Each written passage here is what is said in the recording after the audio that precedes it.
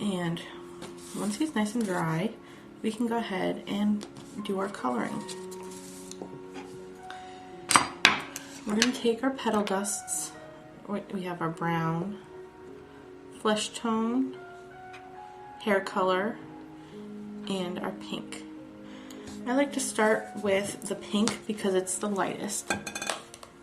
Let's see if we can, hopefully you can see that. Right now, he's got all his features, but he still looks pretty pale and ghostly and not quite so lifelike.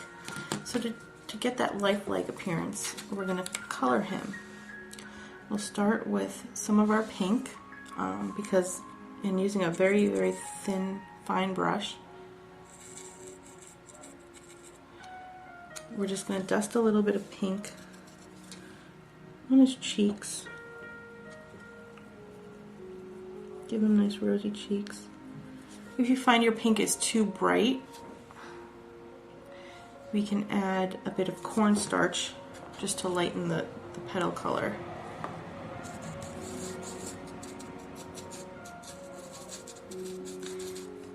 And then we'll do, you can see his other cheek is towards the bottom, but we still want to color it.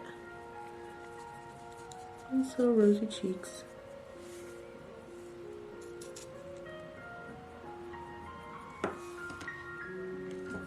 We also want to do his nose, should be a little pink.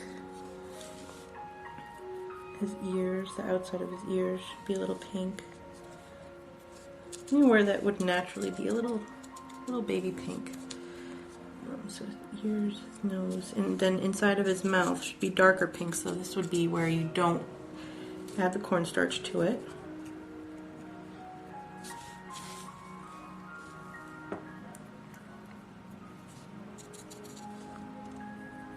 And his little lips. Back, so his little pudgy hands should be a little pink. And both sides on the back as well.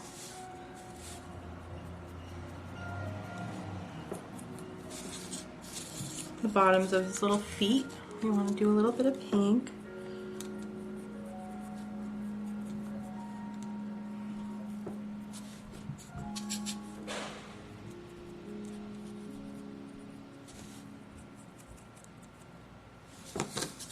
Maybe a little baby bum.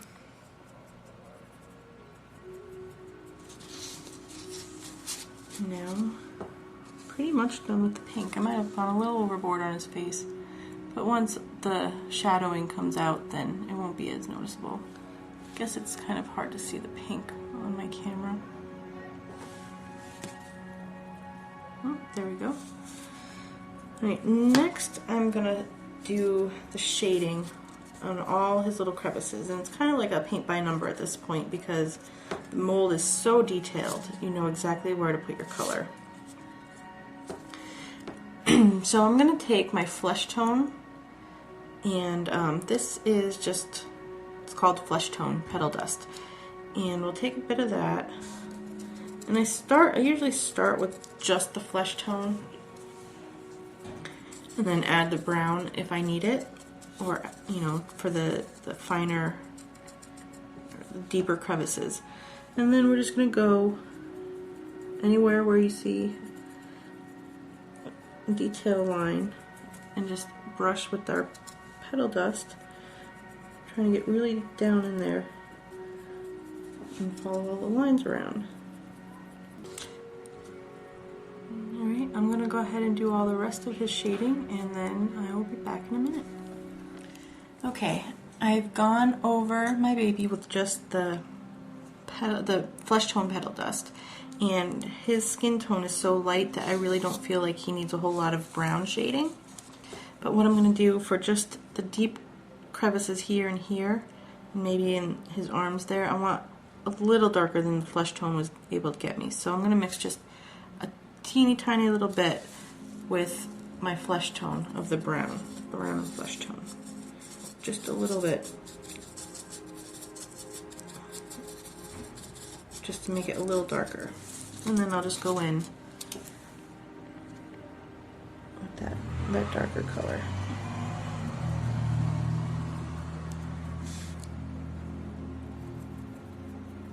anywhere where there's really a deep crease.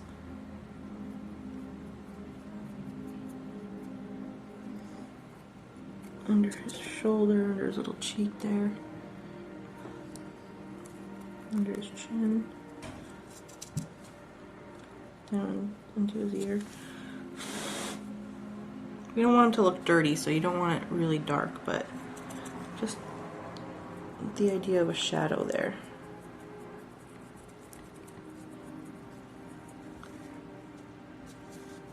On the back side, same areas.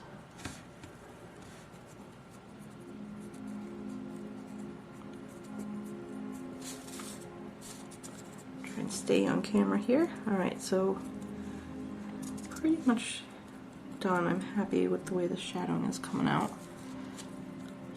And there, better view.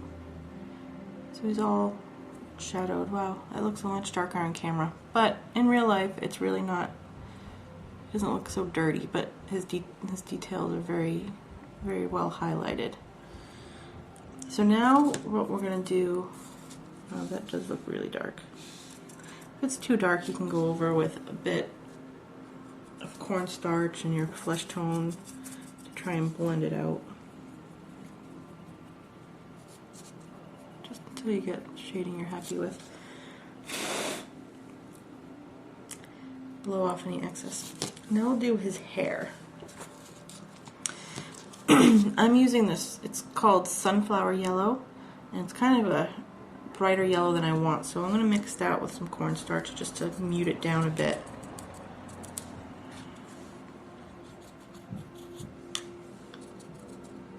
I don't want it so dark. And because, you know, newborn baby's hair is fairly thin, I'm going to take my lightened yellow and mix some of that. Kind of like painting with powder. I'm going to mix some of the flesh tone in until I get a shade I'm happy with, because his hair is going to be light, not very thick. And then just go over with your dry paintbrush. Here's where some people will dilute their powders with vodka to get a wet mix, but I think that the hair looks better and more realistic when it's still dry. And then you can see the details of his hair and just follow his hairline and color it in.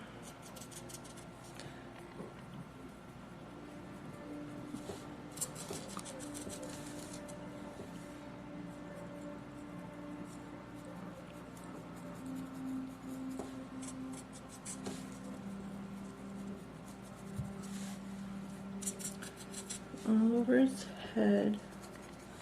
I won't do the whole thing, just color it to give you an idea, because it's not hard, just a bit time consuming.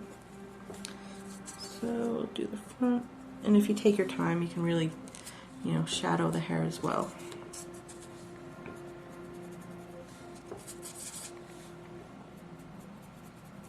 You can see the mold gives you some nice detail lines for his hair to follow.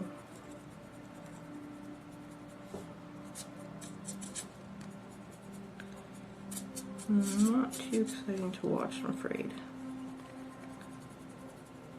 Alright, I'll give you an idea. Enough to see it. Blow off any extra because we don't want to smudge him. You can see him starting to take form. His hair.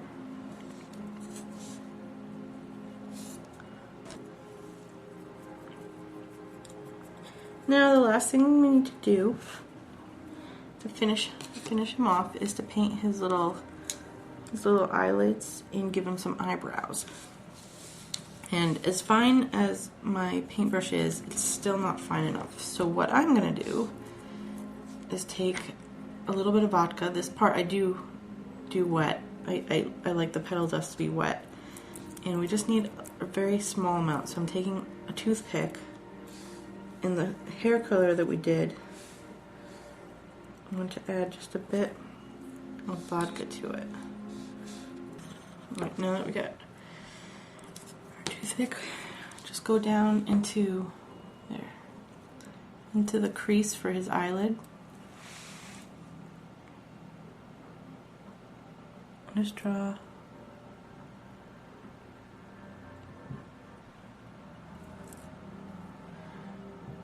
a very thin line. You get too much on there like I did at the bottom. Just take another toothpick and just scrape it out. We'll do our other eyelid.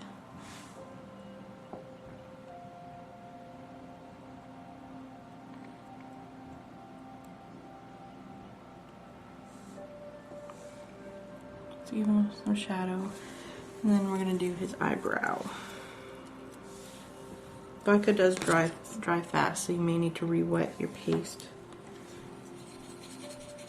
And just following the curve of his nose, right above his eye, we're just going to draw a thin line.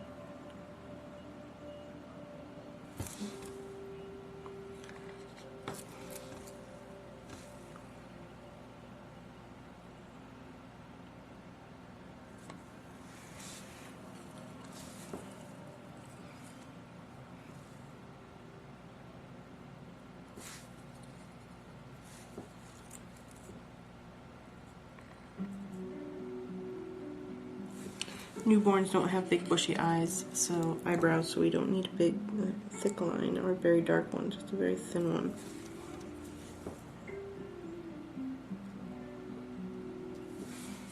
Use your other toothpick to lighten it up.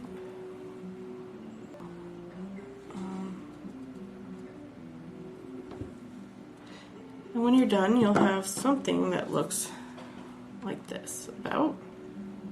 This is the baby from my Magnolia baby shower cake that I entered in a cake competition. And for this one, I just used a small butterfly cookie cutter, and I cut out white gum paste and then painted the wings gold after they dried and attached them with a bit of royal icing. You could also add clothes, give them a diaper or bow in the hair, but this is the Gumpaste baby. I think they're adorable. Once you make them, you'll want to do all kinds of different things, decorate them in different ways. They're very impressive. Everybody's always wowed by them. So if you have the mold, or if you want to go out and get the mold, I suggest you do it. And this is how you make them. Thanks for watching. Bye.